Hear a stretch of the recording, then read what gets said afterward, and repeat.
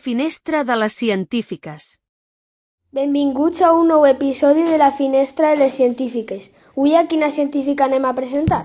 Anem a presentar una científica valenciana que es va doctorar en astrofísica i física de les partícules. Va pegar un gir a la seva vida. Es va doctorar en Enginyeria dels Materials pel Consell Superior d'Investigacions Científiques en el Principat d'Astúries. Anem a presentar a la famosa científica valenciana Amparo Borrell. Amparo Borrell va néixer a 1977 a Planes, un poble d'Alacant. Anda, és a la cantina, com jo.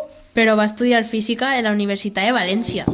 Sí, però va estudiar així a València els 3 primers anys i els altres 2 a Alemanya en la Universitat de Mainz. Sí, a ella li encanta viatjar i va conèixer molts països d'Europa i alguns d'Amèrica. Sabíeu que la seva classe de la universitat en Alemanya simplement eren 2 xiques? Sí, durant molt de temps les carreres científiques han sigut elegides més per homes. Ara que és professora en la Universitat Politècnica de València, diu que ja se'n va igualant el gènere de les classes. Sí, però a ella sempre li ha donat igual. Des de xicoteta tenia clar que li encantava la ciència.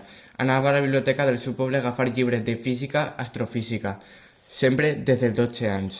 Sabeu que és la pionera en utilitzar la tècnica de microones? Sí, amb aquesta tècnica han aconseguit resultats molt importants i menys contaminats que altres tècniques.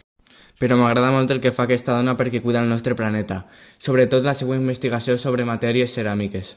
Ella sempre està fent coses noves. Actualment està fent bateries per als cotxes del futur, sense que contamine, i també un projecte internacional per a fer dispositius i ferramentes amb pols lunar.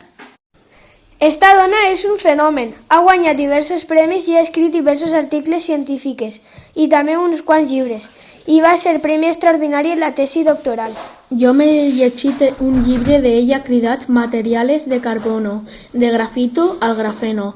És una passada de llibre i aprens moltes coses de materials del carboni. Personalment, el meu llibre favorit és El judici d'Amparo. Bueno, pues així hem acabat el programa. Ha sigut un plaer parlar-vos d'una dona que treballa per millorar el món. Adeu!